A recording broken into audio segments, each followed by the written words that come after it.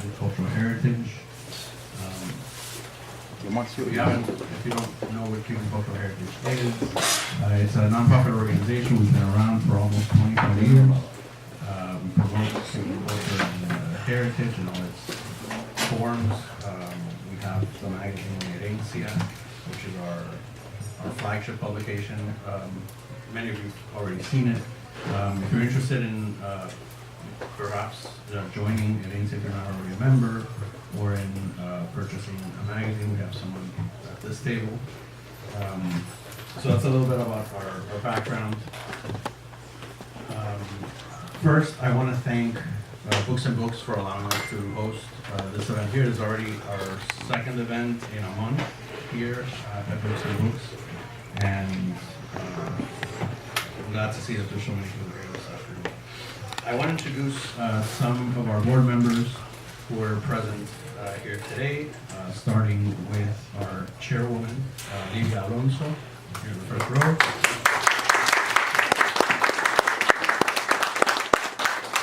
Our secretary, Kathy Triana.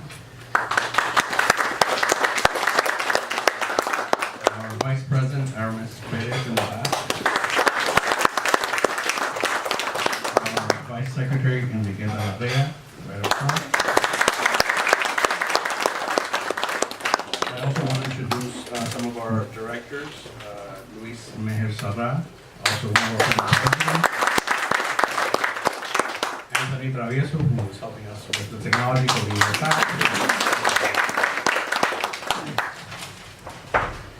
this conference, or this lecture rather, is part of our Dr. Levi Marrero lecture series, which we started just a few months ago in honor of Levi Marrero, the famous Cuban geographer, historian, economist, journalist.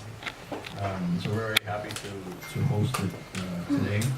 And we're happy to co-sponsor it again with Books and Books, and also with the Gawi Bottling Company, which has generously donated some sodas that you can take home after the presentation. It's important to note that this year Gawi celebrates its 70th anniversary from being founded in Cuba in 1948. And this presentation kind of emerged as a requirement for our Herencia Fellowship. The Herencia Fellowship is a brand new program. It began as a pilot program that emerged out of our quest to involve even younger generations of Cuban Americans in the push to discover and celebrate their Cuban heritage through research and through education. And for it being a pilot program, the results have been amazing. Look forward to doing it from here on out. I'll introduce our inaugural fellow in a minute, but just want to say that Marcel has been very helpful. And perhaps I hope that after this presentation he can say a few words about his experiences as a fellow in our office and what he did during the summer, where he went and what he learned. He chose this topic on his own. We didn't coax him, we didn't push him towards the topic. So this is out of a very personal interest to him. And he really impressed those of us who worked with him over the summer. We saw how he developed his presentation, did his research in our library, which is where his research really began. So he will present his lecture. Then we'll open the floor to questions and answers, and then afterwards I hope that we can stay for a very brief but very important presentation. So now for our speaker, Marcel van Hemert. He's a junior at Christopher Columbus High School. There he's a member of the debate team, the geography B team, and I imagine many other teams and organizations. Special shout out to CCNN, they're here filming my event. Hi guys. Thanks for coming and covering the event. Yeah, no problem. Really appreciate it. No problem. So that's it. I'm not going to take more of your time. So, results all yours.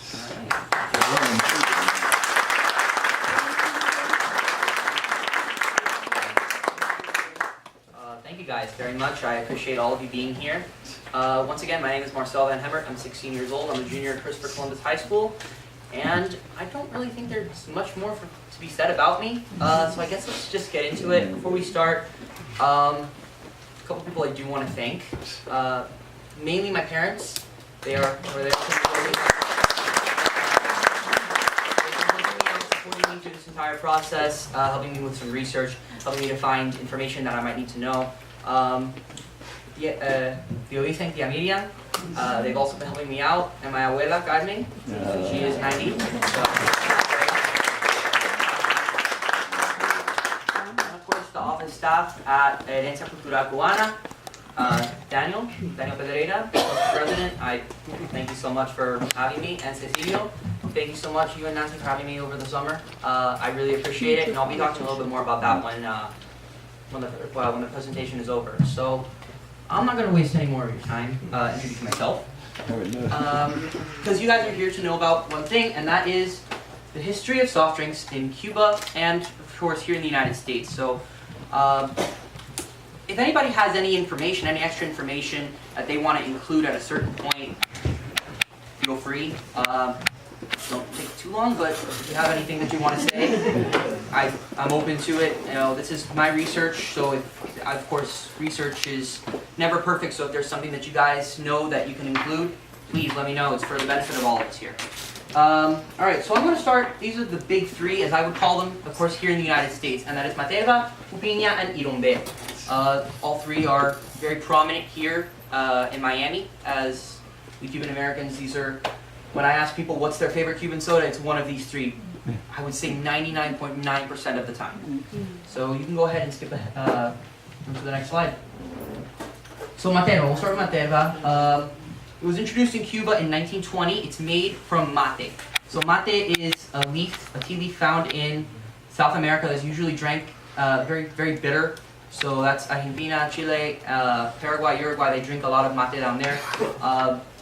Legend has it that there was an Argentine who brought mate to Cuba, and thus they created a soda out of it, and Materva was born. It was formerly part of Materva Soft Drink Company, which existed from 1920 until the 1960s, and that ended in the 1960s because of the Castro regime. And it was introduced in Miami in 1971 by Coral Bottling Company. I'll talk more about them later. And Materva, I believe Materva was also owned Salutaris. I've seen ads with them together. Sadly, Salutaris did not make it over, but Materva did. And it's often regarded, as I've seen, as the pre-revolutionary standard of Cuban soda. That's from my research of what I've heard. And upon the assumption of the regime, the soda was exiled, nationalized, and then brought to the United States by Cuban exiles. So you can go ahead. And these, when the picture goes. So these are some slides, some photos rather, of Materva in Cuba. One thing that I did notice is that a lot of these soda companies were very involved in the culture, and of course Cuba's famous for its baseball culture. So over here, these are from the Cuban Baseball League, the original one, and this is the Marianao Tigers, and Materva was big with them. I'll also show you when we get to Cali, there's some more on the Cuban Baseball League. You know, a little die-cast car, we see that sometimes with Coca-Cola. Signs just on the streets, similar to that one there, and just ads in the paper, you know, commemorative glasses, more ads. So as you can see, back in its heyday in the 1920s in Cuba, it was still very popular. A lot of people, you would see it almost as often as you would Coke or a drink of that nature here in the United States. So move on, and we'll talk about Pupiña. As soon as you're slide okay. slow. Okay, yeah. Sorry guys, again, internet super slow. But Pupiña, it's produced by Coral Bottling Company. It is a pineapple soda. A lot of you guys have had it. It's very, very sweet, and it's very, very strong smelling. It was produced as a soda in Cuba before the nationalization of the industry. And its unique taste makes it very popular here in the United States. All three of these sodas are nothing like a soda you'll taste here in the United States. And there's no Coke or Pepsi product that's going to compare to what you're going to taste when you get these three sodas. Let's go ahead to another picture. Let's go to the picture slide. Yeah, they're unique flavors. Again? Okay. So these are some old piña cans that I was able to find, and this is an old bottle cap from piña. And of course, here's a close-up image of exactly what was on it. And this link down there, we don't have to play it necessarily right now. However, that is Benny Moré. He's a very famous Cuban singer. Was promoting Jupiña, and he sang one of his pieces surrounded by signs that say "Toma Jupiña." So, he's surrounded by signs with his band, and this I believe was, I would say, early 50s, maybe. Okay, Irombe. So Irombe, admittedly, I had to do the most research on Irombe. So if anybody else has any extra research to throw in for me, please. It's been around since 1917 in Cuba, which means it is 101 years old, making it by far the oldest Cuban soda. It has been regarded as la bebida nacional, as it says on its can, although I don't have a picture of that. It's a flagship product of Sunshine Bottling Company, and legend has it that Irombe was introduced to the Cuban population via a mule-driven cart, which was driven to a cafeteria in Havana in 1917, and it all kicked off from there. One thing that I do want to mention, you guys saw it on the Marcel van Hemert slides, and you'll see it again here on the Irombe sides. I guess in an effort to appeal to a healthier crowd, they created the diet sodas, just like they have this Pepsi and Coke here in the United States have them. So you can go ahead and go to the picture slide here. So one thing about iron beer that I've learned a lot about is its taste. Admittedly, I've never had it. So, I haven't had it, but I plan on trying it at some point. I do. But, iron beer, what I've heard from people that I've talked to who've had it and enjoy it, it tastes like a root beer with a Dr. Pepper. I mean, I know people have like a ton of different, okay, just generally root beer, Dr. Pepper, and super sweet. So, that's kind of what I can describe it as. You should definitely try it. I do plan on that. I do want to try it at some point. These, of course, are from Cuba. I did find this, which is really cool. It's a little die cast of the mule that drove the iron beer cart to the cafeteria in Havana. You can't see it, but it says beer there, which proves it's non-alcoholic, so good for us. Also, something that I found really, really interesting. They made a lemon drink, which I didn't know, which I thought was super, super cool. And I don't know if they made other flavors or not, but I know for sure that they had Irombe, the original, and Irombe Limon. These are some old cans and old advertisements and more old advertisements. And this, I don't exactly know where this was, but it's probably, I'm guessing it was in Cuba, this sign here. I think it's Green Spot. Where? Green Spot. Green Spot. Se llamaba el refresco Green Spot. Y había otro refresco también, que naranja con los bollejitos de leche. Orange Crush. Ya eso. También. Okay. Había en Cuba. Ese era Green Spot. Era Green Spot. Sí. Okay. I have a question. Do you know why are these ads in English? Did they sell them in the United States, or was that for tourism in Cuba? This one I know was Cuba, but I believe that these were in the United States. They were selling them at that time here? Selling them, yeah, I believe that they were sold here in the United States. It was developed here in the United States. It did not sell in the United States and actually sold in Cuba. So when they shut down here, all the rights and everything got moved down to Cuba. Oh, really? So yeah, it was originally sold somewhere up in the Carolinas or something. There's a lot of little homegrown type drink places up north in there, like Virginia, North Carolina, South Carolina, all those places out there. To add to that, I was recently in North Carolina, and I tried Cheerwine, which I believe is one of those small homegrown sodas. They have it down here, so Yeah. for those of you who like that, good to know. Okay, I think you guys can go ahead and skip ahead. Now, I talked about the big three, but there's a couple other sodas, really mainly two, that I want to mention. So let's go ahead and move on. We'll talk about Cowie. So Cowie is the flagship product of Cowie Bottling Company. It was the only product that the company produced in Cuba. Cowie has a great reputation among the Cuban popularity because of how popular it was here, or was in Cuba and is here. It's also made with key lime and spring water, as I believe, and that's why a lot of people loved it in Cuba, and that's why a lot of people loved it here in the United You don't States. find it like you find the other three? Yeah, that's why I have the big Do three. you know why? Not 100% sure why, but yeah, Because you have it the is Sprite really and great. the other. But it I don't. is, yeah, but it does compete with the American sodas in the American market. It's the most similar to American. Yeah. Something I do wanna mention. Here we have these pins from the Cuban Baseball League, of course, Marianao, Avendales, Havana, and Cienfuegos. These were, of course, more evidence as to why and how they were involved with the Cuban population at the time. Of course, some ads, another ad here, and then some of the old bottles. Of course, I believe one of these, this one here, it mentions the agua mineral, so which was something that I believe a lot of people liked about it. So you go ahead and skip ahead. Internet? Yes. Is Howie being produced here? It is, yes. But it competes a lot with the American markets, so it's harder to find because it's with Sprites and 7-Ups and Mountain Dew and a lot But we of the can similar find it things. here, Yeah, you can find it here. Yeah. At the Cuban grocery store. I would actually say it's better than all of the lemon lime drinks that you can find here in the United States. Honestly, it is. It's the best. But it's my personal favorite of any soft drink ever. Excuse me, But yeah. do anybody remember the Kawi commercial? Anybody? Anybody? The commercial on the radio? We are going to talk a little bit more about commercials in just a second. Anybody remembers it? Qué rico el Kawi. Kawi, qué rico es. Ese es el comercial.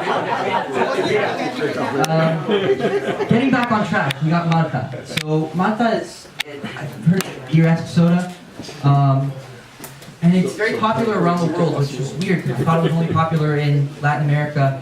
But it's, there's African countries that make their own national Malta brands. I believe Nigeria has one, and it's produced all over the world.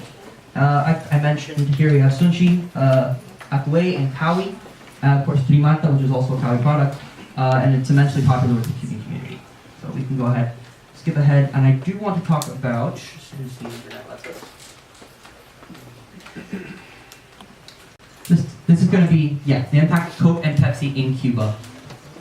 So both Pepsi and Coke are available in Cuba for the American tourists, but they're very hard to find. From what I've heard, it's almost impossible to get. And when you do get it, it's very expensive. So there is an alternative, Tu Cola, which essentially everything is branded as Tu Cola Limon, Naranja. There's a ton of flavors of Tu Cola, but this is the original. And it's supposed to be pretty similar. Again, I've never had it. That's the alternative. And in the time of the pure sugar cane, it made a big impact on the economy because of the sugar cane in Cuba. They would use the sugar cane from Cuba to make the sugar in these drinks to make it a little bit richer. And I know they still do that sometimes. If you find them in the glass bottles, they'll make the Mexican version, or the Mexican Coke, the Mexican sugars in there. The sodas have also inspired some cocktails such as the Cuba Libre, rum and Coke.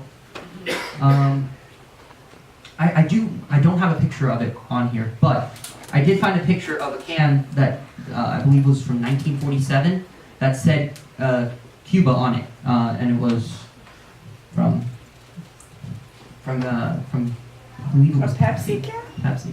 No, a Pepsi, like a glass bottle. Oh. Yeah.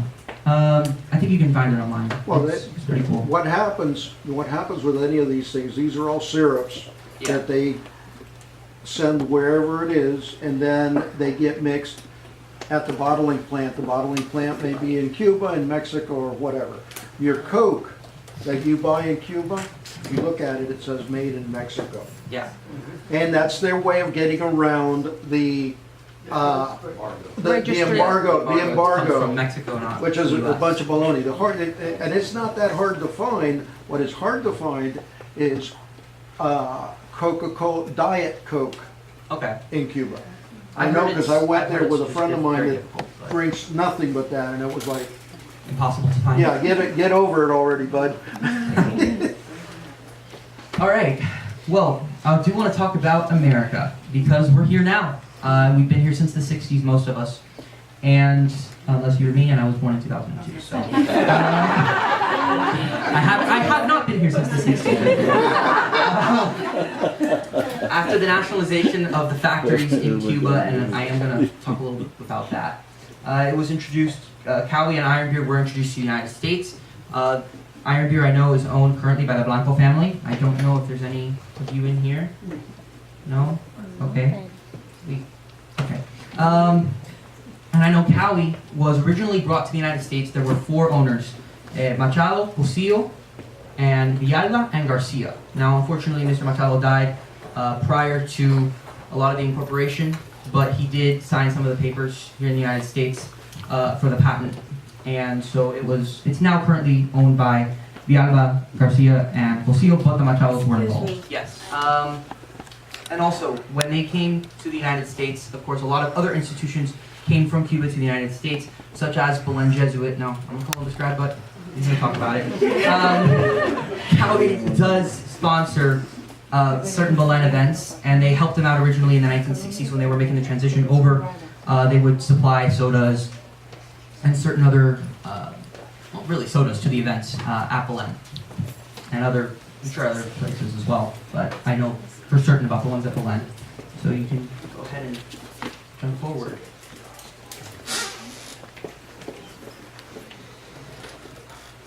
By the way, we're going to be talking about the popularity of the sodas, and there we go. So current popularity, they've been introduced to Cuban sodas because they are widely sold in Walmarts, Publix, Winn-Dixie. You can find them there.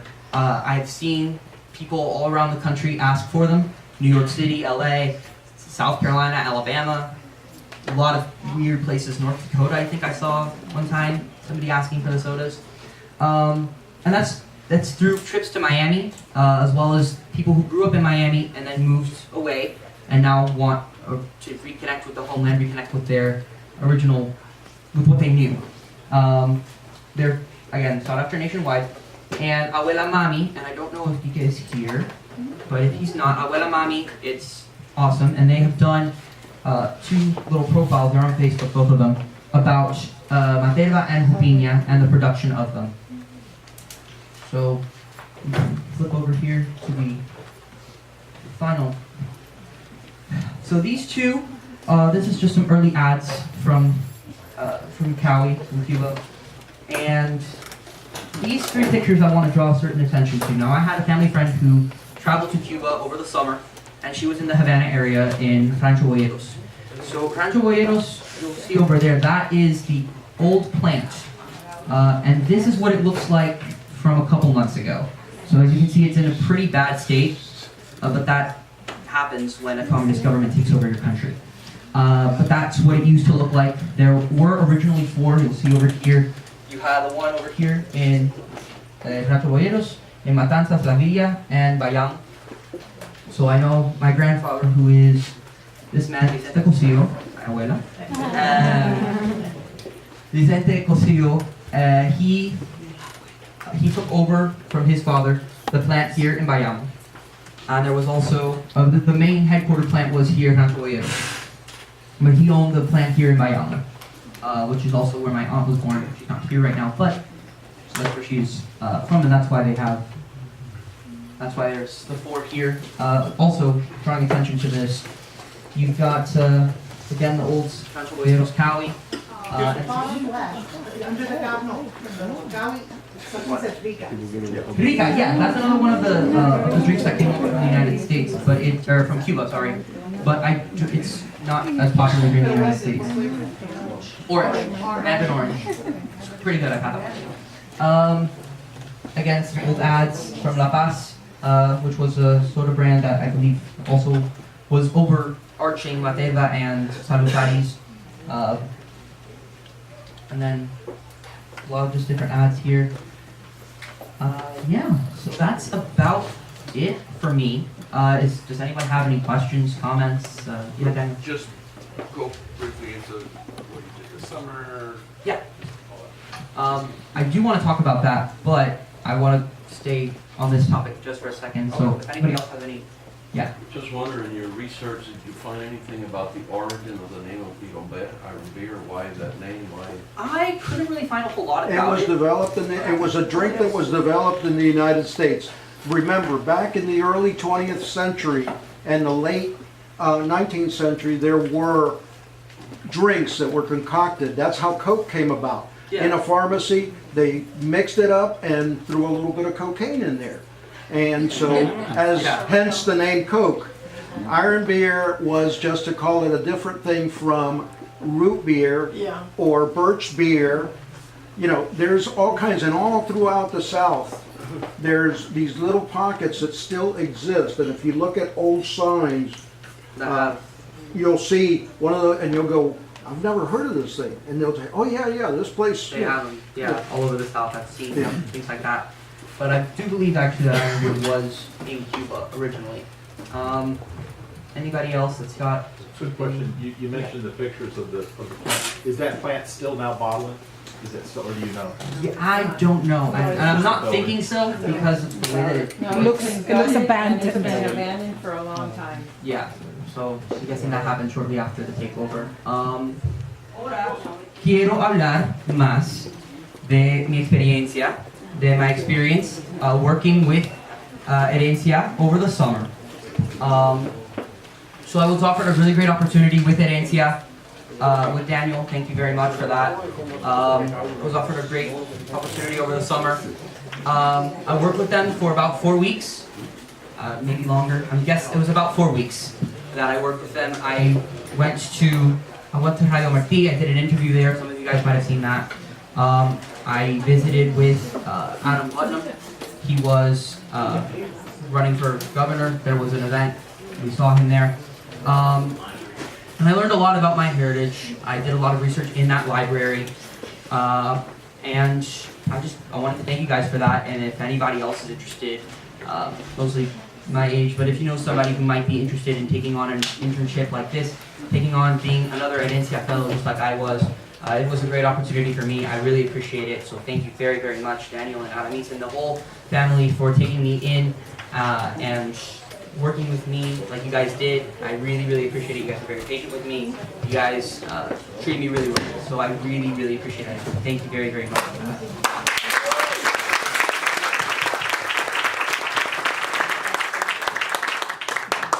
And so now I kind of want to get into a little bit of the fun part. You mean we haven't had fun yet? If you have been having fun, then wonderful, I'm doing my job. But if not, this is short to entertain you. I have a 6-pack of Pupina here. Very familiar. That's most of us, I'm sure. But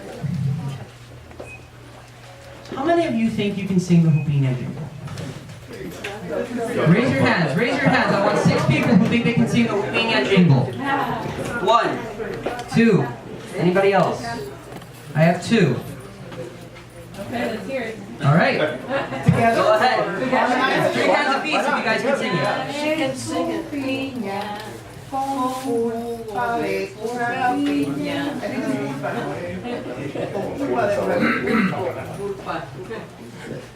Okay. Is that? Yeah, a 6-pack of the, we have more. We have more, don't worry.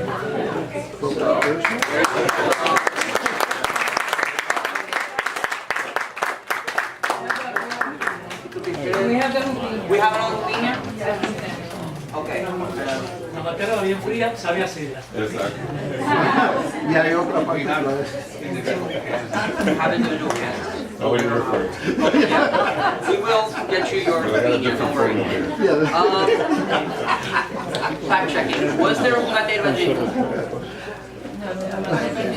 No? Well, what's the slogan?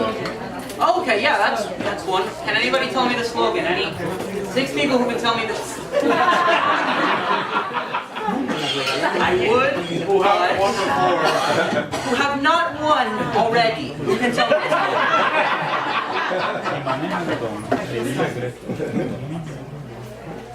Only we know. Okay.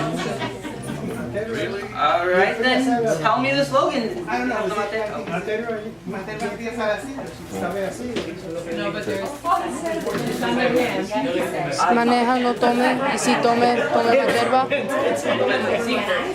Yes. Qué rico es. I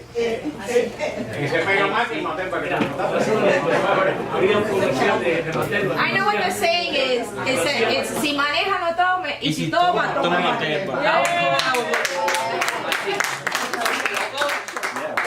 I think all of you were right.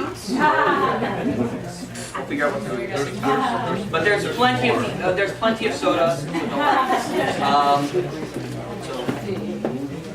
don't worry.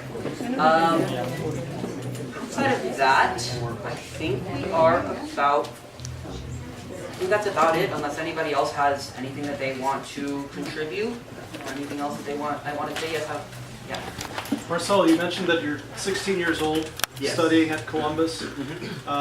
You've enjoyed this chance to learn more about your Cuban heritage. Do you think that you'll remain connected to your heritage going forward? I sure hope so. For me, it's important. My heritage is something that I'm very proud of, and I think a lot of us, I don't think are very. I mean, I know we're proud of it, but we don't find it unique because in Miami, everybody's Cuban. Most of us are.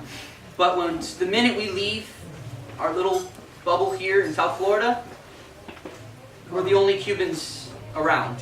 So I'm very, very proud of my Cuban heritage, of my family, of everything that we have done as a people. So I do plan to stay connected to my Cuban heritage. It's something that I want, and I hope someday my kids will be as connected as I am. So.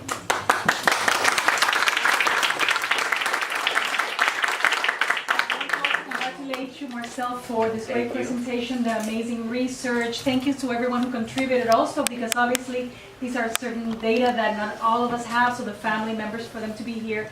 I also want to mention that the fact that you're Cuban and you're also Dutch, so yeah. It's beautiful how the Cuban in him, he's so proud of his Cuban heritage. Obviously, I'm sure you're proud of all your genes, but I think that the fact of the Cuban in you, la cubanía, no, it's like so strong that even being like third generation or 2.5 generation, you're just 2.5 generation that it's in you. So it really makes us also very proud also to see a young man like you doing this and wanting to, same thing, hoping that your family will also, when you have children, to continue this heritage. That's really what we have, I'm daughter of Cuban parents, I was born in exile, so to me also it's very important that, seeing the younger generations doing that. Yeah, thank you.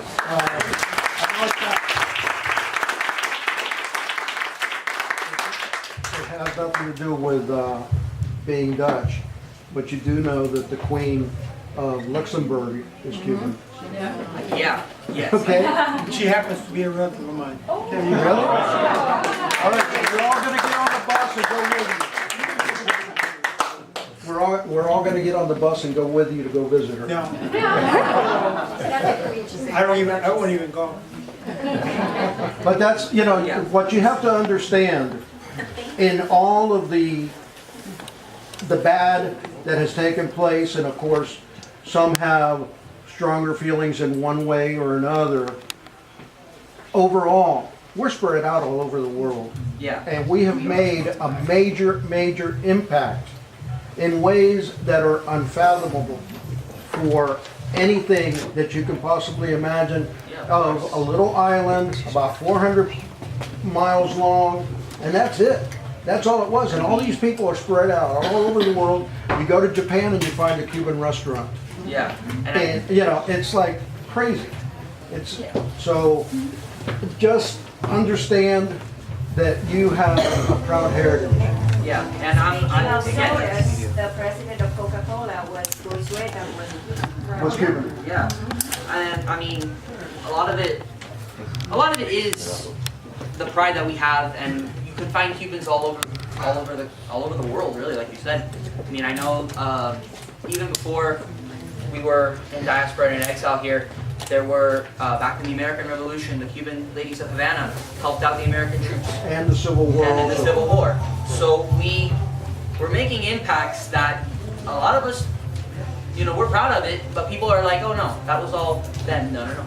Cubans helped out in ways that really are unfathomable, in ways that I think a lot of countries, I don't want to offend anybody else's country, so we have been making waves in ways that are completely unfathomable to a lot of the world, especially for a little tiny island who has known most of our present generation, I mean, my generation, people born a little bit before me and a little bit after me, will only hope, sadly and hopefully not, but if things continue with the way that they're going, we'll only ever know Cuba as a communist island that kicked out our grandparents.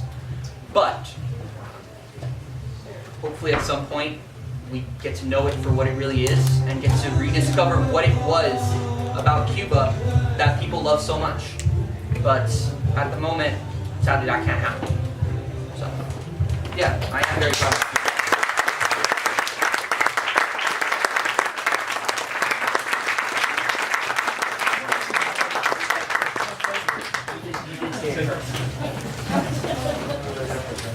Yeah, so if anybody wants to Against their can on the way out. yes, We have a surprise for Marcel. We have a certificate. Livia, come up.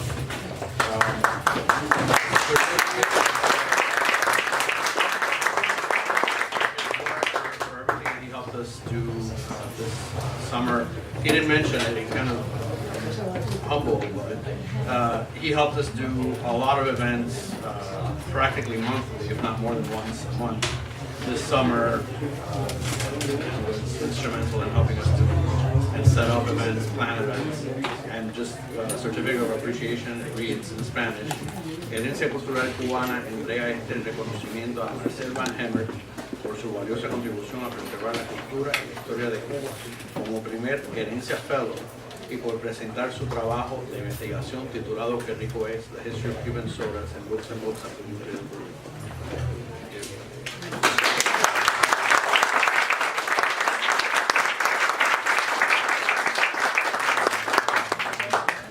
I would like to say a few words because I'm very impressed with your presentation.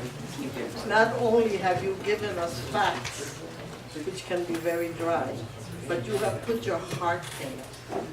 And not only your heart, you've made everybody laugh. You have passed the baptism of blood here. You may be 16 years old, but to me, you are a man of the future. Congratulations.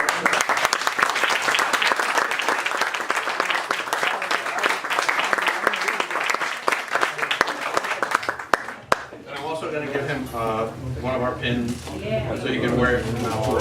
Thank you.